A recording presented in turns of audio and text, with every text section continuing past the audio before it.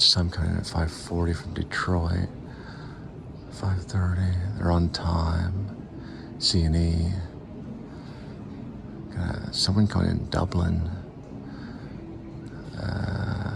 Looks like at 7 something. Little Rock 6:46 coming in on B. These are all of Madison's A29. Monterey from Alaska is A15. It's on time. It's about 6:05. Just about to land.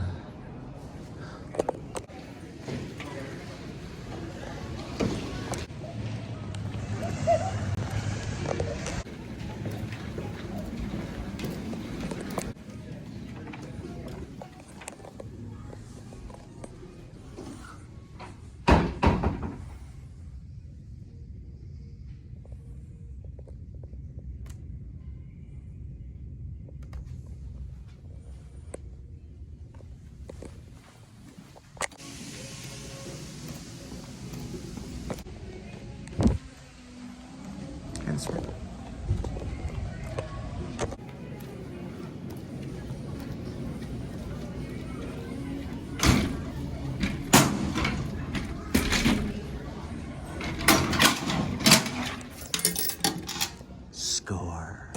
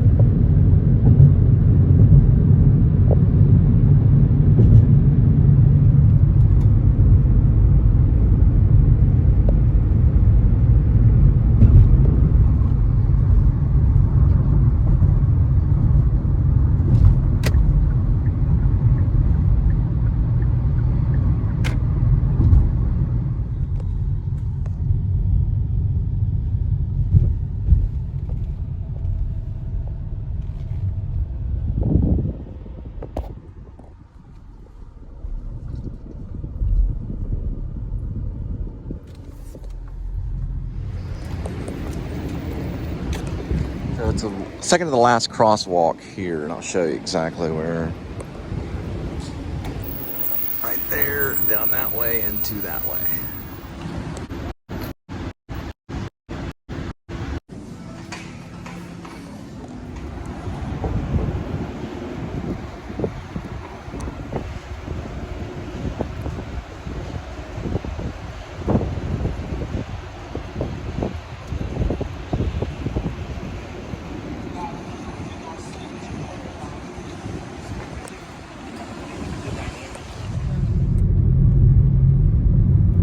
Itinerary.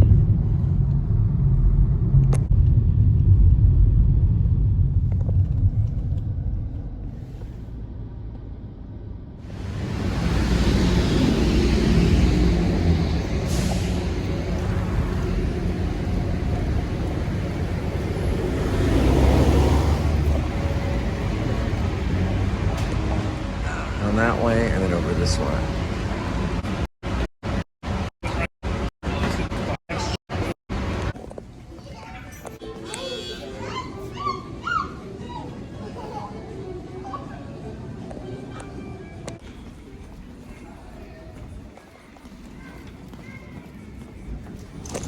Meanwhile, back at home, Kitty plays with the robot kitty toy. You don't like that thing. Come on, Edmund. Get the toy. You like it when I roll it, right?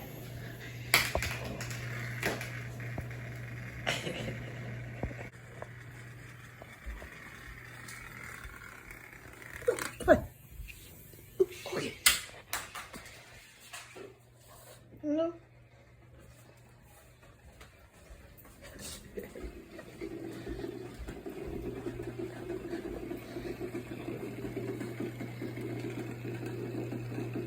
Uh-oh. It's like, what the heck? Get it! Wait, let's get one more. Oy. Shit's dirty anyways. Come on.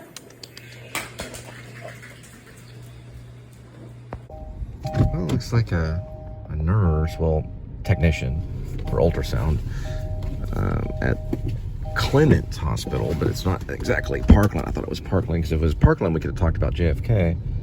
But it looks a little like Parkland. If you're familiar with Parkland Hospital, I'm actually a little bit familiar with it, because my wife had gone there one time, but not to have the kids or anything. She's going there for kind of a little check-in. But this is actually Clements, so it's a university hospital. It looked like Parkland at first. It's associated with Parkland, but it's not actually Parkland Hospital. But that's where JFK was actually officially pronounced dead. John F. Kennedy. I thought I hung up. If I hit these wrong buttons, it'll turn the camera off. But that's where JFK, I was trying to mute it, there we go. That's where JFK, try it again. There we go. That's where JFK officially was pronounced dead on 11/22/1963. So it wasn't at the actual site where he was sniped on Elm, right by the book depository, Texas book depository, right in Dealey Plaza. I say Dealey Plaza, it's easier to say. It wasn't at Dealey Plaza. He was actually still alive until they got him to Parkland. Parkland's in this vicinity. And then they said he was mumbling and saying some things, and then he was pronounced officially dead at Parkland Hospital on 11/22/1963. John Fitzgerald Kennedy. That's where he died, in this vicinity, this area, somewhere over there. Be a great little vlog, though. It'd be a good vlog to do. All right. So if I'm not mistaken, I have to go back and check all the documents and stuff. If I'm not mistaken, Lee Harvey Oswald, there's some Dog Night Out material right there. Lee, meaning I'm writing a book about something.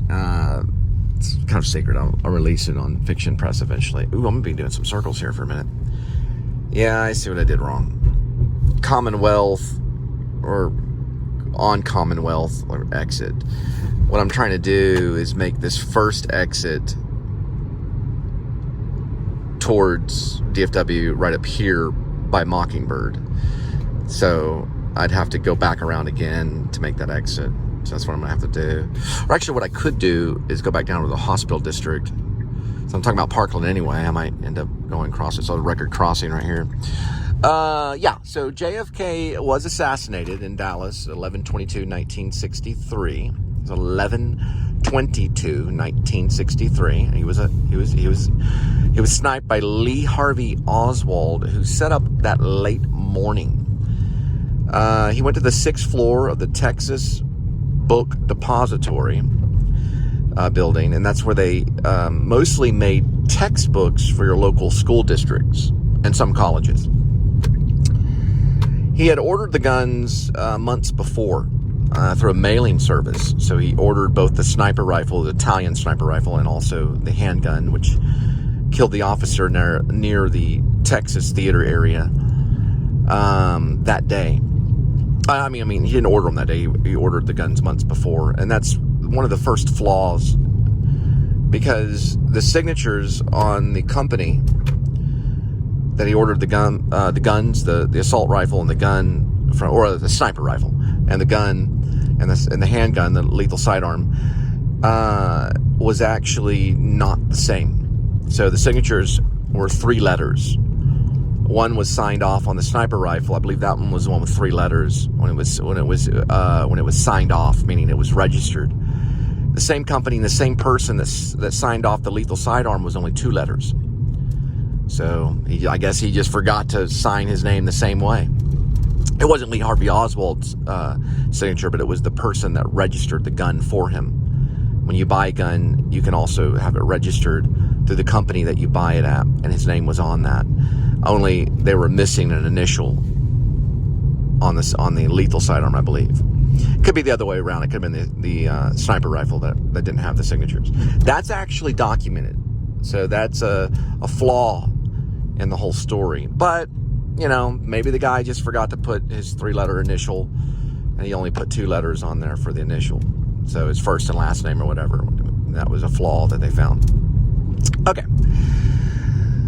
Now, he set up late morning. He had his lunch there, a soda pop. I believe he was drinking a Coca-Cola.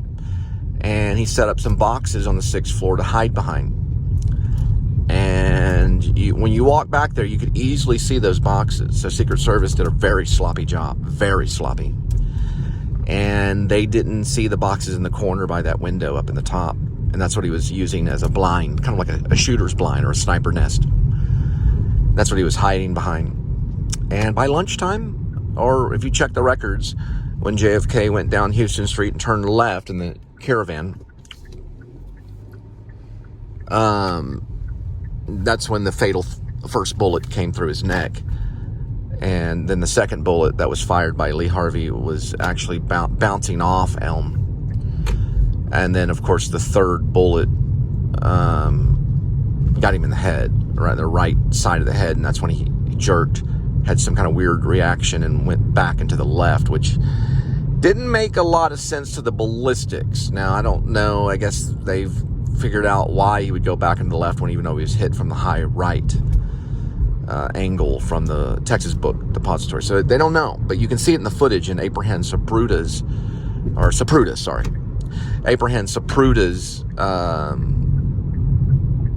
home video that shocked the world.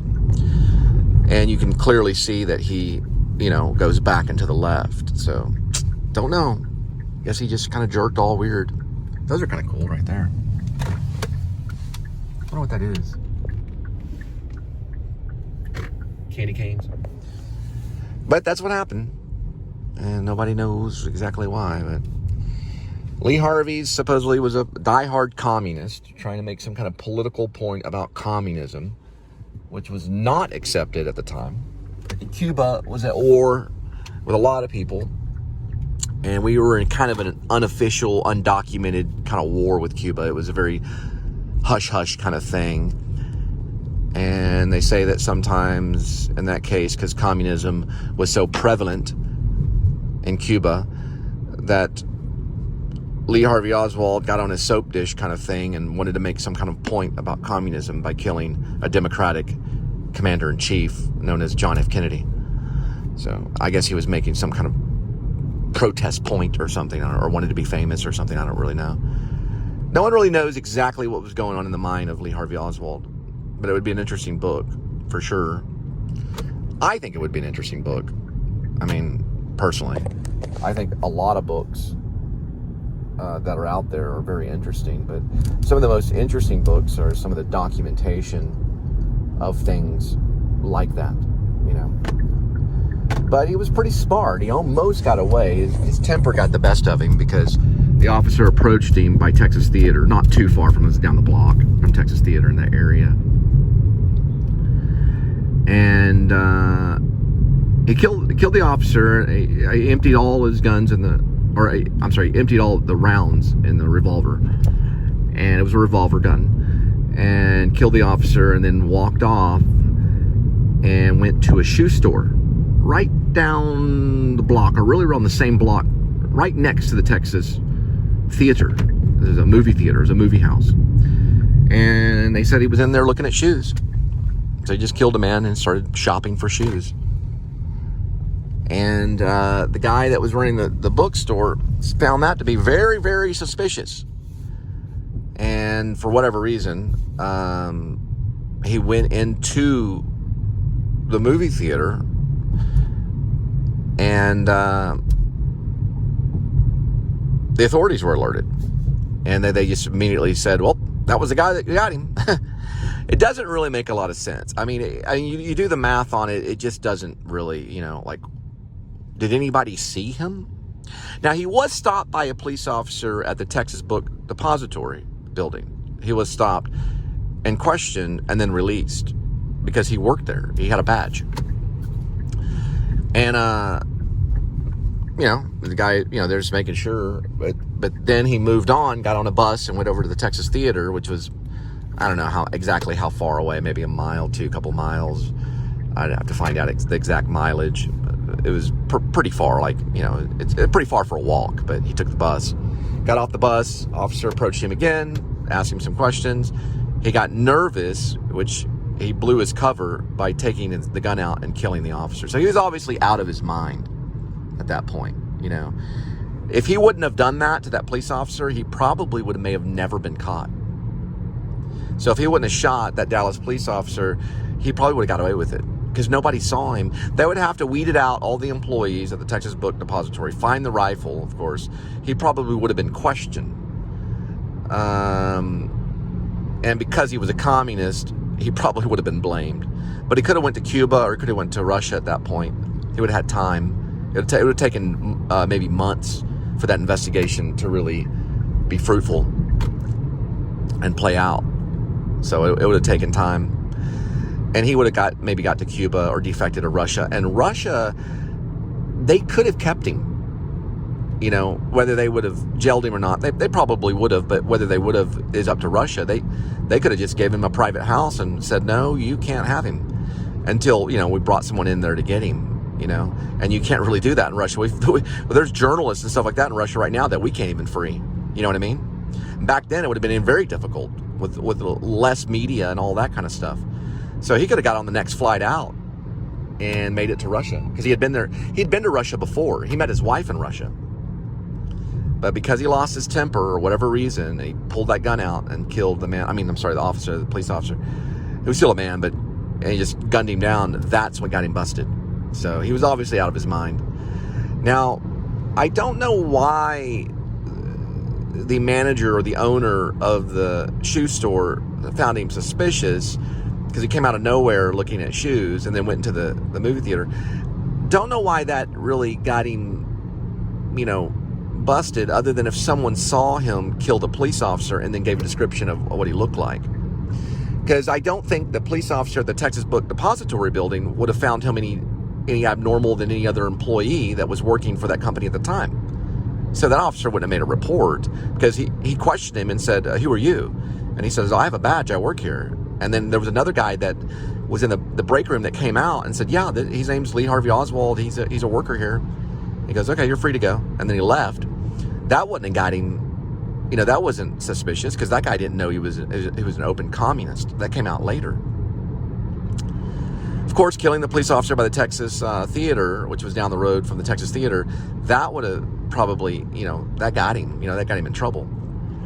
I'm trying to think of the other thing that maybe led up to his arrest. And the only other thing that he would have done other than killing the officer was going into the shoe store and then going into the movie house. So someone must have given a description of the guy that murdered the officer, and then that leaked to, I guess, the guy that said he acted suspicious or something. But I guess he was really looking at shoes very weirdly, He must have been looking at shoes and trying not to throw up or something. What was he doing that made him so suspicious? We don't have cameras, so we can't figure it out to that day. There was no CC camera that was in the shoe store that he was in. And there was no CC camera that was also in the movie theater that he went into. And that's where you start to question whether it really was a conspiracy or not. Because he was guilty in killing. So he did pull a gun out and shot the officer, and he did kill JFK. But no one saw him on the 6th floor. And even the officer that questioned him even the officer that questioned him when he left the Texas Book Depository, he was still free to leave because he didn't look suspicious. And this is one theory that I may have.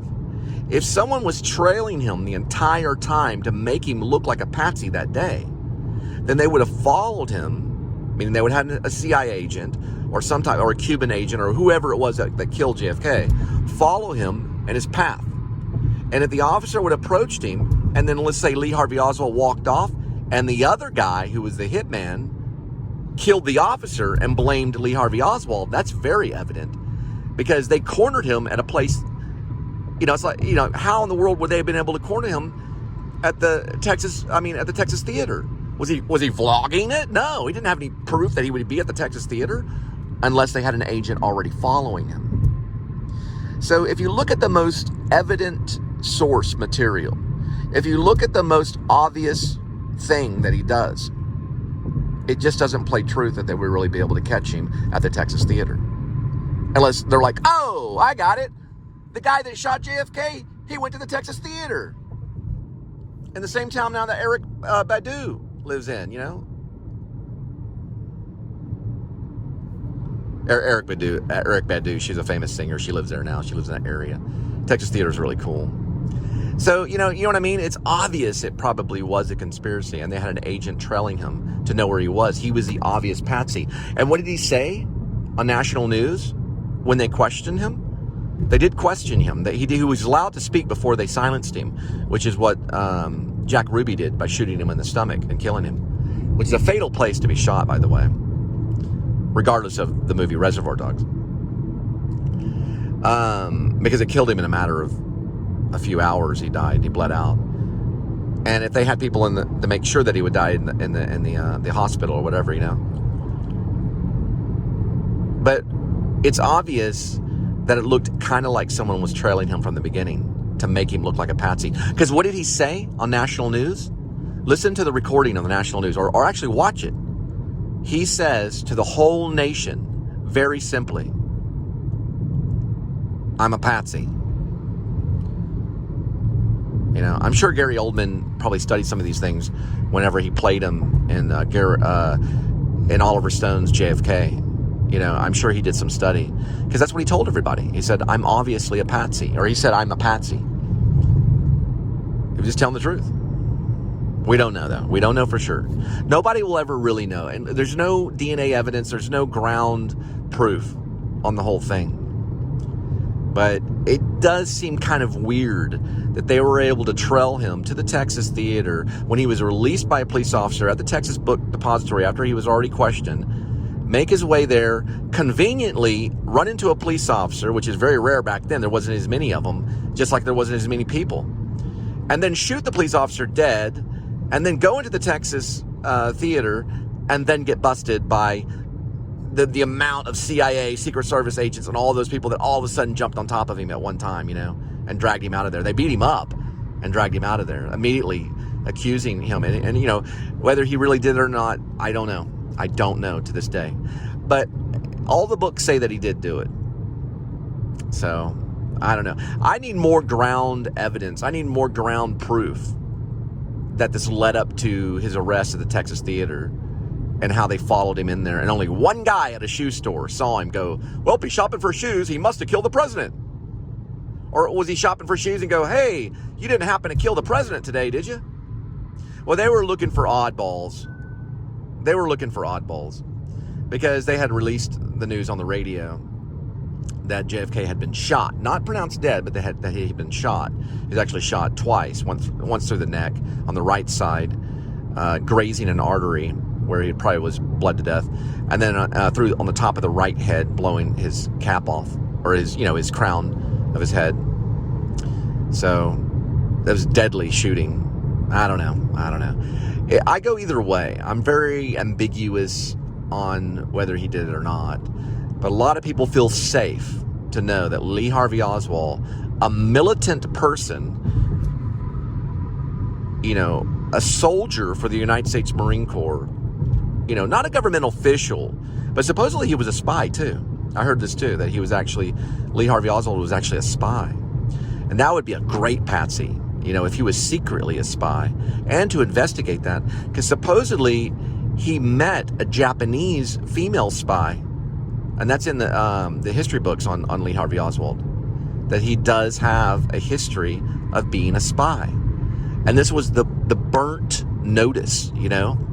This was what they call a burn notice for Lee Harvey Oswald. It's very, very interesting.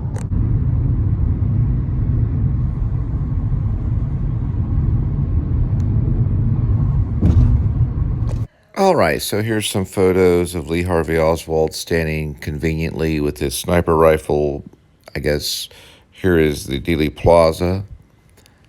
And we're going to switch over to some stuff that's in the Warren Commission report about a live round found. Now, a key part of the case against Lee Harvey Oswald is 3 spent cartridges found in the sniper's nest on the 6th floor of the school book depository in the wake of the shooting. Here he is being assassinated, Lee Harvey Oswald being assassinated by Jack Ruby. And here's the sniper's nest where they found 2 spent. Here's the actual bullet that was a live round.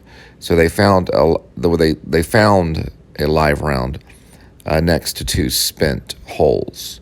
So 2 of the cartridges were empty and 1 was live, which doesn't explain. Here's some of the report talking about, now, did Captain Fritz give you some rifle shells delivered to somebody? Yes, sir. About what time of the night of the day was that, Mr. Doherty? I don't recall when it was found, but from his office there, it took them up to the crime lab. Mr. Ball, where there's 3 spent 6.5 shells, is that right? Yes, sir. Did you return any shells to Captain Fritz? Yes, sir. All of them, 1 of them? No. He told me to bring 1 back. You brought 1 back in an envelope? Yes. So for a time, one of the spent rounds was separated from the others in the chain of evidence. J.C. Day, chief of the Dallas Police Identification Bureau, was also questioned about this issue. You're looking at some of the footage from a movie we were working on called Lynn Driver, which has nothing to do with JFK. I'm just putting this in there so you can listen to some of the stuff. Mr. Billin, all right, you mentioned these 3 holes. Did you put any initials on those at all? Any means of identification? Mr. Day, well, at the time, they were placed in an envelope marked. The 3 holes were not marked. At that time, Mr. Sims took possession of them. Well, did you any time put a mark on the shells? Yes, sir. All right, let me first hand you what was been marked. Commission Exhibit 543544, and ask you state if you know what that is. Mr. Day, this is an envelope the shells were placed in. Mr. Berlin, how many shells were placed in an envelope? 3. It says here that it's written on here 2 of the 3 spent holes under window on 6th floor. Yes, sir. Did you put all 3 there? 3 were in there when they were turned over to Detective Sims at that time. The only writing was, Lieutenant J.C. Day down here at the bottom. I see, Mr. Day. Dallas Police Department. And the date? Mr. Berlin. In other words, you didn't put the writing in that says 2 of these 3 spent holes, Mr. Day. Not then. About 2 o'clock in the evening, this envelope came back to me with 2 holes in it. I say it came to me. It was a group of stuff, a group of evidence. We were getting ready to release the FBI. I don't know who brought them back. Vince Drain, FBI, was present with stuff. First, I noticed it. At the time, there were 2 holes inside. I was advised the Homicide Division was retaining the 3rd for the use. At the time, I marked the 2 holes inside of this, still inside this envelope. Since Captain Fritz was chief of the Homicide Bureau, Day is confirming that Fitz had one of the 3 holes. What did Fritz himself say? His affidavit is found in the Warren Commission, Volume 7. And then there's a bunch of it talking about the 3 spent rifle holes, almost like they were trying to cover it up. But actually, what it is that one of them was a live round, which doesn't make a lot of sense. Why would there be a live round on the floor? Anyway, it's something I just wanted to read some of that from the Warren Commission report.